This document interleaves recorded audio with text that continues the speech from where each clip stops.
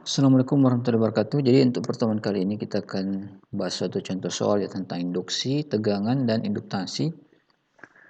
Dan di sini saya punya suatu inti besi ya. Jadi di sini ada suatu lilitan ya. Sebut saja sisi primer. Dan di sisi sekunder itu juga ada lilitan. Pada sisi sekunder ini jumlah lilitannya itu sama dengan 25. Kemudian luas penampang dari inti besi ini sama dengan 3,24 kali 10 pangkat minus 4 meter persegi. Nah, jadi di sini pada sisi primer itu ada sumber tegangan ya, dan ada saklar juga di sini. Dan ketika saklar ini ditutup, dalam waktu T sama dengan 0 hingga T sama dengan 0,8 second, kuat medan magnetnya itu naik dari 0 menjadi 0,5 Tesla. Jadi sini kita dapat delta T sama dengan 0,8 second dan delta B sama dengan 0,5 Tesla. Pertanyaan sekarang adalah, berapakah tegangan yang terinduksi pada sisi sekunder ini? Kita gunakan rumus E sama dengan negatif N dikalikan dengan D flux per dt. Atau minus N dikalikan dengan delta flux dibagi dengan delta T. Sama saja. Kita cari dulu. Flux awal itu sama dengan 0. Karena saklar belum tertutup. Ketika saklar ditutup, maka kita bisa cari dengan persamaan B dikalikan dengan A cosinus theta. Dan di sini kita lihat ya, medan magnet dia menembus permukaan dari inti besi ini secara tegak lurus. Sehingga tetanya itu sama dengan 0, maka tinggal B dikali A saja di sini. Dan kita dapatkan nilai 0,5 dikalikan dengan 3,24 kali 10 pangkat minus 4. Dan hasilnya sama dengan 1,62 kali 10 pangkat minus 4 Weber. Kemudian ini kita masukkan ke persamaan ini ya. Jadi ini menjadi minus 25 dikalikan dengan 1,62 kali 10 pangkat minus 4 dibagi dengan 0,8. Dan hasilnya sama dengan minus 5,06 kali 10 pangkat minus 3 volt. Oke, untuk pertanyaan kedua, di sini kita sambung dengan suatu resistor yang besarnya sama dengan 0,35 ohm. Berapa arus yang mengalir dan kemana arah arusnya? Arus yang mengalir tinggal kita tulis saja I sama dengan delta V dibagi dengan R. Delta V sama dengan, delta V itu adalah beda potensial antara kedua ujung-ujung pengantar ini. Antara kedua ujung konduktor itu tidak lain adalah GGL yang terbangkitkan pada pengantar tersebut. Nah itu sama dengan 5,06 kali 10 pangkat minus 3 volt. Tinggal kita substitusi ke dalam sini, maka kita akan dapatkan hasil 1,45 kali 10 pangkat minus 2 ampere. Jadi 5,06 kali 10 minus 3 dibagi dengan R-nya 0,35. Kemana arah arusnya? Jadi ketika saklar ini kita tutup, maka akan mengalir arus dari kiri ke kanan, masuk ke belitannya, menggunakan kaidah tangan kanan Oersted, maka flux magnetik yang mengalir dalam inti besi kita ini, itu arahnya ke kanan juga, dari kiri ke kanan, dan dia berputar searah dengan arah jarum jam. Kemudian di sebelah kanan di sini atau di sisi sekundernya kita terapkan kaidah hukum Lenz. Hukum Lenz itu mengatakan seperti ini. Jika suatu arus mengalir dalam suatu rangkaian karena adanya induksi tegangan yang diakibatkan oleh flux yang berubah terhadap waktu, maka arus yang terbangkitkan tersebut akan membangkitkan suatu flux magnetik juga yang melawan flux magnetik yang membangkitkannya. Jadi sini harus mengalir suatu arus yang menghasilkan medan magnet atau flux magnet yang melawan flux yang membangkitkannya. Berarti di sini flux lawannya itu harus ke arah atas. Dan jika flux lawannya itu harus ke arah atas, maka arusnya itu harus ke arah sini. Oke, jadi kita gunakan lagi di sini kaidah tangan kanan Oersted ya. Dan kumparan di sini atau belitan di sini itu berfungsi seolah-olah seperti sumber tegangan yang polaritasnya itu seperti ini. Di sini plus, di sini minus, dia ke atas. Ini R-nya. Jadi seperti itu ya. Ini untuk soal yang pertama. Kita lanjut ke soal yang kedua. Judulnya adalah EMF atau GGL yang dibangkitkan karena pergerakan, atau kita bisa sebut dengan motional EMF. Motional EMF. Jadi misalkan kita punya sebuah konduktor, dan konduktor ini berada dalam pengaruh medan magnet. Medan magnetnya itu dia meninggalkan pengamat atau ke dalam layar. Kita kasih dia tanda kali seperti ini ya. Dan kemudian konduktornya kita gerakkan dia ke sebelah kanan dan kecepatan V. Apa yang terjadi pada konduktor ini? Jadi karena konduktor itu ada elektron bebas. Elektron bebas ini akan mendapatkan gaya magnet sebesar F, di mana F sama dengan Q kali V kali dengan B. Kemana arahnya? Jadi kita lihat di sini ya. Elektron itu akan bergerak ke bawah. Ini kita sudah jelaskan di bab sebelumnya ya. Sehingga di atas sini akan bermuatan positif dan di atas sini akan bermuatan negatif. Jadi elektronnya ke bawah semua, di bawah akan menjadi negatif, sementara yang ditinggalkan di sini, dan ditinggalkan akan bermuatan positif.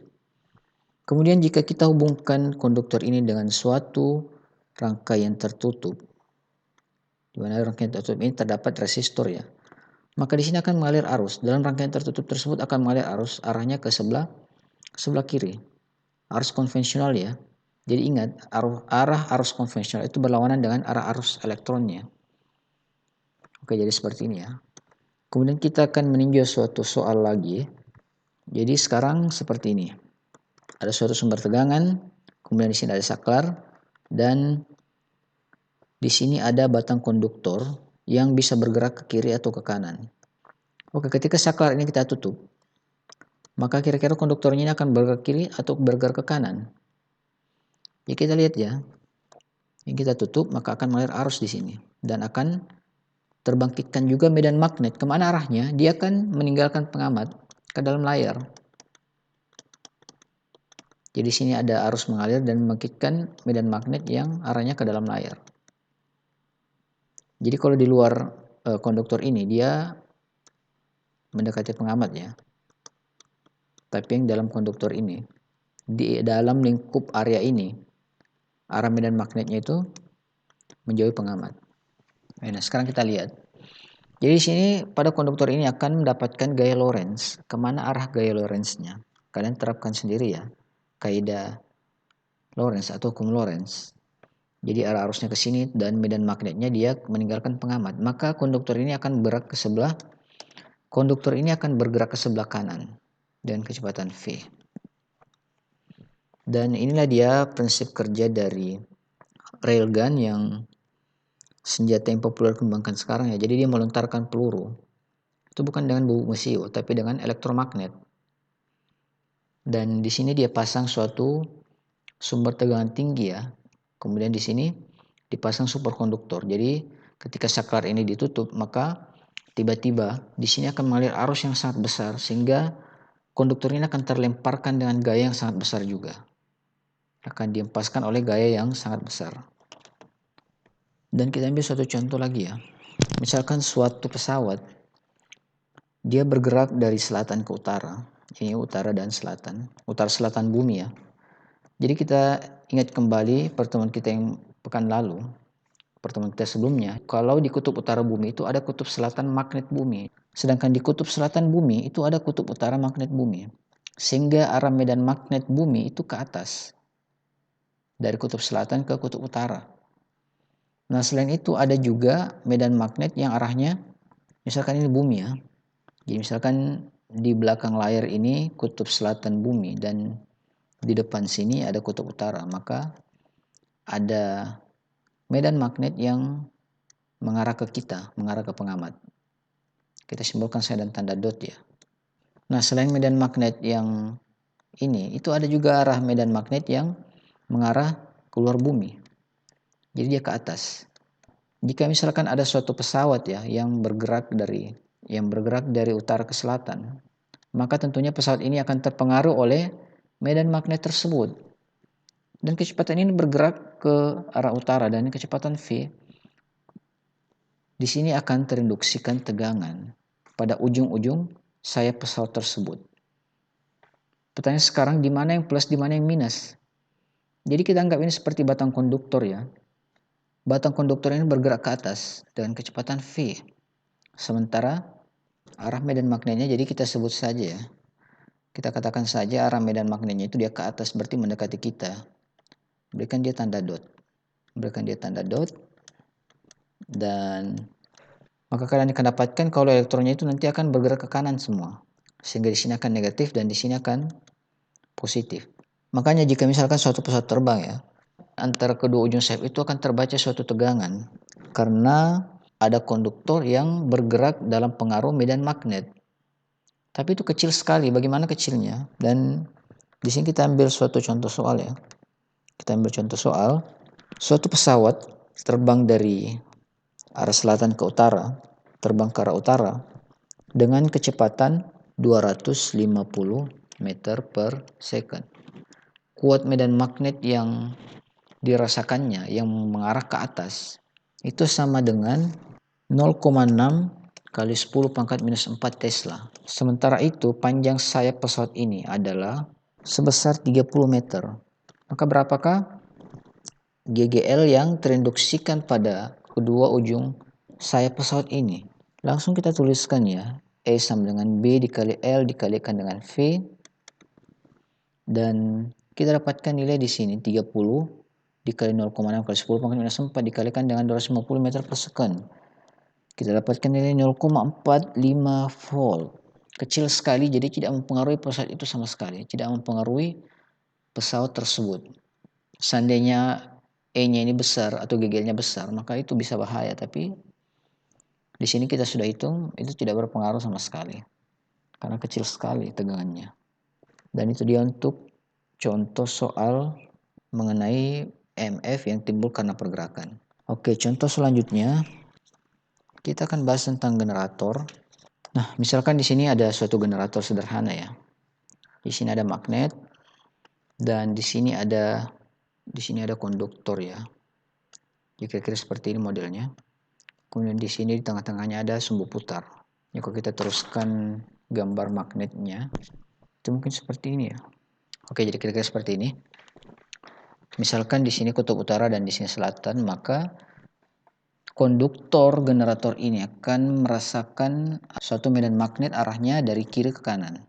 Kemudian konduktor ini yang di tengah ini kita putar. Nah, ini sumbu putarnya ya. Kita putar sehingga ini ke atas dan ini ke bawah. Sisi yang ini ke atas dan ini ke bawah. Oke, dan apa yang kita lihat di sini? Konduktor di sisi sini, sisi kiri, itu akan bergerak ke atas dengan kecepatan V. Dengan kecepatan V. Di sini kita lihat ya, kecepatan yang tegak lurus dengan medan magnet ini. Kalau kita lihat dari depannya, konduktornya kan mula-mula begini. Jadi mula-mula dia seperti ini, lalu dia seperti ini, lalu dia begini, kemudian dia berada pada posisi ini, dan seterusnya. Nah, kecepatan yang tegak lurus dengan medan magnet itu sama dengan V, kita sebut saja V itu ya, kita berikan dia simbol seperti ini. V sin theta. V sin theta, jadi kecepatan tangensialnya dia akan seperti ini. Sementara kecepatan yang akan kita masukkan ke persamaan untuk menghitung GGL itu adalah kecepatan yang tegak lurus dengan kuat medan magnetnya. Sehingga ini kita bisa tuliskan seperti ini ya. GGL sama dengan B dikalikan dengan L dikalikan dengan V. Dan di sini ada dua L ya. Yang satu di sini dan satu di sini. Sehingga ini menjadi 2L. Oke, jadi panjang dari konduktor ini sama dengan L. Dan lebarnya sama dengan 2R. Kita bisa tuliskan 2 kali B dikalikan dengan L dikalikan dengan V sin theta. Nah, di sini kita tahu juga kalau kecepatan tangensial di sini sama dengan, ini namanya kecepatan tangensial V. Ini adalah kecepatan yang tegak lurus dengan medan magnet. Kecepatan tangensial itu kita bisa tuliskan juga dengan R dikalikan dengan omega. R dikalikan dengan omega. Dan persamaan kita akan menjadi seperti ini. 2 dikalikan dengan B dikalikan dengan L. Lalu dikalikan dengan R kali omega. Sin theta, sementara theta di sini sama dengan omega dikalikan dengan T. Atau 2πf kali dengan T. Di mana F itu adalah frekuensi putarannya ya. Dan di sini kita bisa lihat lebih lanjut. L dikalikan dengan 2R itu tidak lain adalah luas dari konduktor ini, luas penampang dari loop ini. Itu kita ganti dengan B dikalikan dengan A dikalikan dengan omega sinus omega T. Nah, inilah GGL yang terbangkitkan pada konduktor generator ini ketika dia berputar. Di mana nilai GGL maksimum yang terbangkitkan itu sama dengan B kali A dikalikan dengan omega. Nah, inilah dia. Karena sin omega T sama dengan 1 untuk GGL maksimumnya ya. Dan nilai GGL ini akan berubah terhadap waktu tergantung posisi konduktor ini bagaimana. Jadi seperti itu ya. Makanya itu GGL yang tegang ini dibagikan oleh suatu generator itu berbentuk sinusoidal karena kita lihat dari persamaan ini ya. Ujung konduktor ini dihubungkan dengan suatu beban. Jadi perhatikan di sini, ketika generator ini kita putar tanpa beban, maka di ujung-ujung konduktor ini akan terinduksi suatu GGL. Dan jika kita hubungkan di sini dengan resistor, maka akan mengalir arus. Konduktor berarus yang berada dalam suatu pengarum dan magnet, maka konduktor itu akan merasakan suatu gaya elektromagnetik. Akan timbul suatu gaya elektromagnetik, dan karena ini berputar, maka gaya itu akan berubah menjadi torka elektromagnetik. Arah torka elektromagnetik ini akan melawan arah torka yang digunakan untuk memutar konduktor tersebut, konduktor generator tersebut atau rotor generator. Sehingga jika misalkan generator itu pada awalnya tidak memiliki beban, itu gampang saja kita putar, tapi jika kita hubungkan dengan beban, maka putaran generator ini menjadi berat karena ada torka lawan yang harus kita imbangi untuk membuat generator ini tetap berputar. Dan itu kita bisa lihat dalam contoh soal di buku ya. Contoh soal di buku itu mengatakan seperti ini. Sebuah generator yang konstruksinya seperti yang kita gambar ini, luas penampang lilitan konduktor ini itu diketahui sama dengan 0,09 meter persegi. Kemudian resistansi yang terhubung pada ujung-ujung konduktor tersebut sama dengan 12 ohm. Kuat medan magnet yang ada pada generator tersebut adalah sama dengan 0,5 Tesla. Generator tersebut diputar dengan frekuensi konstan 60 Hz. Nah, pertanyaan sekarang berapakah GGL yang dibangkitkan oleh generator tersebut? Tinggal kita tulis ya. GGL sama dengan B dikalikan dengan A dikalikan dengan omega sin theta atau sin omega T. Jika generator tersebut memiliki banyak belitan, maka tinggal kita kalikan dengan N. Ini sin theta ya, sin omega T. Nah, GGL maksimum yang terbangkitkan pada generator tersebut menjadi sama dengan N dikali B dikali A dikalikan dengan omega. Jika misalkan generator tersebut memiliki 8 lilitan, maka GGL yang terbangkitkan adalah sama dengan 8 dikalikan dengan 0,5 Tesla dikalikan dengan 0,09 meter persegi dikalikan dengan omega. Omega sama dengan 2 PF itu sama dengan 377 radian per second. Maka GGL yang terbangkitkan adalah sama dengan 136 volt. Oke, dan sekarang kita hubungkannya dengan suatu resistor 12 ohm, maka arus yang mengalir sama dengan 136 volt dibagi dengan 12. 11,3 ampere. Jadi seperti itu ya. Kemudian pertanyaan yang selanjutnya adalah berapakah torka? Jadi sini sudah mengalir arus ya. Ada konduktor yang berarus kemudian berada dalam pengaruh medan magnet. Maka akan ada torka lawan di sini dan torka lawan ini harus kita imbangi agar putaran generator ini tetap konstan. Berapa torka yang harus kita berikan pada rotor generator tersebut? Itu kita bisa cari dengan tahu sama dengan mu kali B sin theta. Nah, mu di sini adalah momen magnet. Momen magnet dari lilitannya bisa dicari dengan persamaan. Jadi momen magnet maksimumnya I maksimum dikalikan dengan A dikalikan dengan N. I maksimumnya kan 11,3 ampere. 11,3 dikali dengan A 0,09 dikalikan dengan N. N-nya sama dengan 8. Kita akan dapatkan hasil 8,14 ampere meter persegi. Masukkan ke persamaan ini. Dan kita di sini hanya tertarik dengan nilai maksimumnya. Sehingga sini ini kita hilangkan. Maka tinggal kita kalikan dengan B-nya saja. 8,14 dikalikan dengan 0,5 sama dengan 4,07 Newton meter